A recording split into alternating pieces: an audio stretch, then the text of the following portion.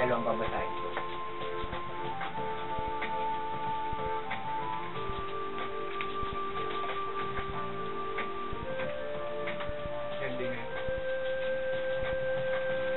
Sa Park and Wildlife, Luneta. Luneta na. Sabi ko na nga ba, dyan sa may kay Rizal, ano? Sabi ko na. Ay, pasok ma'am. Pamamagitan po ng awiting yan, OPM, ni Neil Maglasang.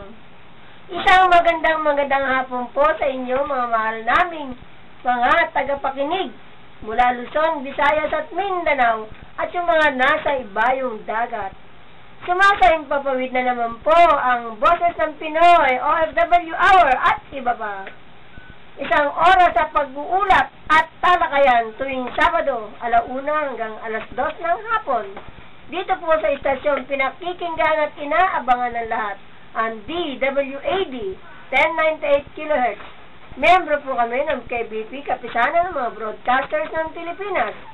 Ito po ang inyong lingkod, Remy Jacobo, nagpupugay at bumabati sa inyong lahat ng maligayang pakikinig. Marami po kaming bagong balita, impormasyon para sa inyong kaalaman mula sa ibayong dagat at current issues po dito sa ating bansa. Bukas po ang aming programa sa mga suhestyon, opinion, reaksyon at komento, panawagan o anumang concern. Amin po kayong tutugunan. Nakalaan po kaming makinig dahil ang aming serbisyo publiko ay walang patid. Tumawag lang po sa mga telepono bilang 531-6774, 531-2660 at sa cellphone number po 0916-2850-559. Yan po, abangan ninyo ang aming pa-contest mamaya. At saka, bago ang lahat, ito po muna ang aming pagkain pang kaluluwa. Tatanggap kayo ng kapangyarihan, pagbaba sa inyo ng Espiritu Santo, at kayo magiging mga saksi ko hanggang sa kaduluduluhan ng lupa. Mga Gawa 1:8. Mahalagang impormasyon ang naibibigay ng isang saksi sa isang krimen. Siya ang nagsasabi sa korte kung ano ang nalalaman niya tungkol sa tunay na pangyayari. Kung paano umaasa ang korte sa mga saksi, gumagamit din si Jesus ng tapat at mapagkakatiwalaang mga saksi para ipangaral ang salita at para makabuo ng kapulungan ng mga sumasampalataya sa Kanya. Bago umakyat sa langit si Jesus, binili na niya ang mga alagad na maging saksi niya sa buong mundo. Bumaba ang banal na Espiritu sa kanila para bigyan sila ng natatanging kakayahan para maging mga saksi. Inutusan ni Jesus ang mga alagad na puntahan ang mga hindi pa nakakakilala sa Kanya at sabihin ang mga nasaksihan, narinig at naranasan nila. Mga Gawa 4:19 hanggang 20. Dahil nasaksihan ng mga alagad ang perpektong buhay, paghihirap, pagtuturo, pagkamatay, at muling pagkabuhay ni Jesus, dapat silang humayo at sabihin ang tungkol sa Kanya. Lucas 24:48 at mga Gawa 1 hanggang 5. Sa pangangaral natin ng magandang balita, inutusan tayo ng Diyos na sabihin ang katotohanan tungkol kay Jesus at kung paano niya binago ang ating buhay. Paano sila sasampalataya kay Jesus kung walang mangangaral tungkol sa Kanya. Roma 10:14. Iniwan tayo ng Diyos sa mundo upang magpatotoo rito. Ang ating panalangin para sa araw na ito, Panginoon, tunay nga po na kami ay pagpalain. Ang lahat po ng aming gawain at layunin ay aming pinagtipon-tipon upang paglingkuran ng aming kapwa na naaayon sa inyong kagustuhan.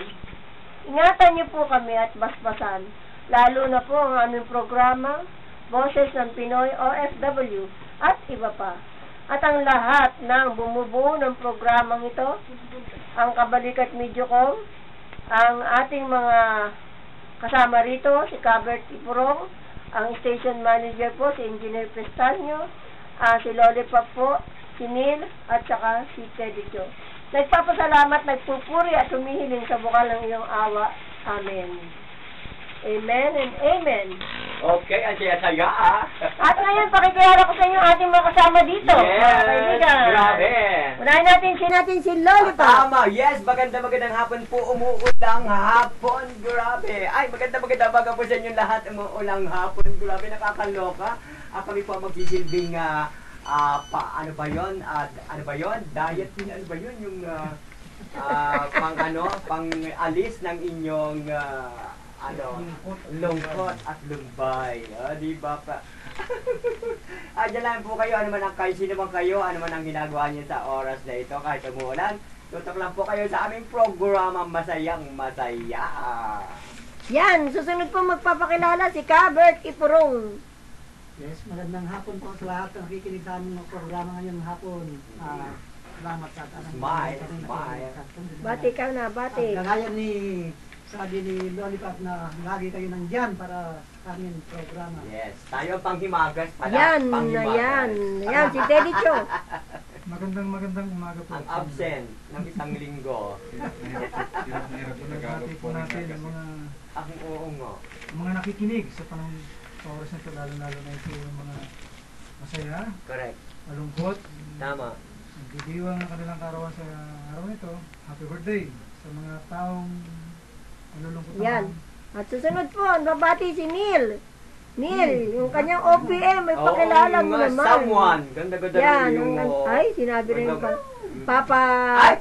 papahulaan sa Papahulaan natin mo ng ba yun? title niyan eh. Ay, oo. Yan, Tulog isa pa pong- sila. OPM po. Congratulations nga pala. Ngayong araw na ito ay YMCA Youth Day po na ginaganap ngayon sa San Andres Sports Complex. Andun po yung mga teachers namin, si Yes. Teacher Rowena, Teacher Ning, Teacher Lou, si Ma'am Shirley Bondok, nandun po sila lahat. Happy Youth Iniwan Day. ko po sila doon kasi ako po ay pupunta sa radio. Tala. Kaya lang po, may problema kami doon sa sounds. Sa sounds na pinahiram ni Vice Mayor, naku po, ba't ganon? Gumakarag ka. Walang kumakarag-karag. Correct. Walang sounds. Sounds nga tinawag, sound system, wala naman sounds. Tama. Yan, sabi ng mga nandoon, ano daw, nabasa daw ng ulan. At saka nasiraan daw sila habang papunta doon sa sports complex. Ano kaya nasira sa kanila? Nasira kayo yung sounds o nasira yung ulo natin? Baka nasira ang bulsa. Alam naman nilang Youth Day, maraming school. Nandoon po iba't ibang school ng Maynila.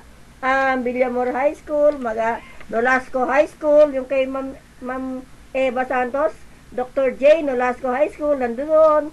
B. Pugoso Memorial High School, ang Villegas High School, Florentino Torres High School, Tondo High School, MLQ High School, CP Garcia, R. Magsaysay, sino pa? Arroyo High School, San Wow. Sebastian College Recoletos. Yan po, meron silang mga pinakitang mga numbers nila. Ang Lacandula High School, Correct. Manuel Rojas High School, Abansenia. no? Manileño. Ang dami po. Naku, kaya lang, nagkamali kami sa sounds. Kasi hindi namin marinig tuloy yung mga sayaw nila dahil dun sa sounds na pinahiram ni Vice Mayor na palpak pala. Ay, naku po. Hanggang kailan nyo gagawin sa amin yan? Ano ba? Alam naman ninyo na kailangan yan. Ang daming school na nandoon po. Tulad ng binanggit namin sa inyo. Oo. Kailangan nila yung sounds. Ayan po. Kahapon ba yun? Tita Rani? Kasi, nanghiram kayo eh. Hindi kayo markila sa kanila eh. Para kayo bigyan ng magandang sounds. Eh, hindi ba obligasyon nila magpahiram ng sounds, di ba? Correct. Dahil pera din naman ng ating bayan ang hinihiram natin, ang Correct. pinambili nila doon. Ginamit. O, di ba? Para magamit naman ng kanilang mga kababayan, kabarangay, Manileño. Katribo, Manileño, lahat. Yan, ito. Yan. Unang-una, nagagalit ako dahil yung aking mga bata nandoon pa, hindi pa sila, alas 10:30 na, hindi pa sila nag-perform. Gutom na yung mga kabataan namin, nagaling sa St. Jerome, sa ibang school na Sampaloc, Tondo, Sa Manila. Santa Cruz, marami po nag-attend ng mga preschools doon. Yan po. Oo. Ano Yan. Maya? Balita Yan, ko wala na akong, ay baka sumikat pa yun, wag na lang yan, Kaya hayaan mo na nga, yan, no? correct. Di ba? Yan, meron pa tayong mga pagbati dyan at tutuloy-tuloy na tayo sa ating mga Okay. balita. Okay, pabatiin ko muna si John Mark ng, ano pa yun, ng Paranaque. At siyempre si Direk Tots, makinig kayo sa aming programa every Tuesday, 12 to 1, Berador at Bayani with Lollipop. Yan, makinig po kayo. At siyempre ang National Press Club, every Friday po, ginaganap ang aming fellowship o celebrity night. Sa pangunan ng aming President Jerry Yap. Binabati ko ang mga taga Holy Spirit. Go, go, go! Yan, binabati ko sila Banji, sila Mirna, si Angie. Angie, tsaka Banji, nag-aaway kayo. Awayin ko kayo, sige. Yan yan, Banji! Oh, nag-aaway. Pareho naman sila walang ganda, no? Wala silang karapatan mag-away, no? Pero mayayaman sila pareho. Yeah! Mayaman. Pareho silang mayaman. Saan? Sa pakikipagkaibigan? Yan. Kaya huwag kayong mag-away, masawa. At saka yung iba dyan, mga reporters na ayaw pagbigyan ng kanilang mga kasamang mga reporters, no? Ganyan ang ating Ba't mga ganun? kasamaan sa Naninira showbiz kayo at ng sa kapwa news. reporter nyo, pare-pareho lang Oo, naman kayo. bakit kayo Gustong ganyan? maghanap buhay. Oo. Ba't ganyan? Gumaya kayo Nako. sa akin pantay-pantay. O, Walang tingnan nyo si Lollipop. discrimination. Oo nga. Diba? Walang Pag kagalit. Pag nagpunta dun sa isang lugar, sisiraan ng isang reporter, Oo nga. inggitan sila, inggitan. Oo nga, Yan, paawang ko ba? lalo na pag nakita yung mukha ko, mayaman daw ako, ayaw kong papuntahin doon, oh. O, di ba, nagko-cover din naman ako, ha? Ay, O, di ba? publisher ka daw, eh. At least, meron ako rito pinakikita. Yung iba dyan, reporter nga daw, pero wala namang diaryong pinakikita. Mm-mm. Ayun lang. Mm-mm. Di ba, nakikita nyo doon na orbit ng orbit, oh, di ba? Pasensya na kayo doon sa aking mga salita, no? Orbit, ano? Kaya lang, nag-orbit na nga, ayaw pang pagbigyan yung iba. Pare-pareho naman kayo. Kaya pagbigyan nyo ang maging legal tayong isa. lahat. Tigilan nyo yung paninira ninyo dahil magagalit sa inyo ang Diyos, di ba? Ako nga, pag gumawa ko ng kabutihan, alam nyo, pag gumawa kayo ng kabutihan sa kapwa ninyo, sigurado yun, Ang may utang sa iyo ang Diyos. Kaya pagbalik nun, yung utang niya, babayaran niya. O, di ba? Kaya ako, Yan, gumagawa pakinggan ko nyo. ng mabuti talaga. Okay, balita muna tayo. Correct. Pinoy, bibitayin sa Saudi Arabia. Mm. Blood money, hindi tinanggap. Ay, bakit? Nakatakdang bitayin ang isang overseas Filipino worker sa Saudi Arabia matapos na hindi tanggapin o ibasura ang blood money na inaalok sa pamilya ng Sudanese landlord na napatay nito para sa kanyang kalayaan. Batay sa ulat ng Migrante Middle East, kinilala ang Pinoy na si Joselito Zapanta, Tubong, Mexico, Pampanga at nakakulong sa Malads Jail sa Riyadh. Ayon sa Migrante, tinanggihan ng pamilya ng biktima ang diya o blood money na kanilang inaalok kapalit ng pagpapatawad dito. Ang nasabing Pinoy ay naharap sa kasong murder at robbery. Kaugnay nito, mapalad naman ang isa pang Pinoy na si Rogelio Lanusa na nakakulong sa Damam Central Jail dahil tinanggap ng pamilya ng napatay nito ang blood money sa kanilang alok.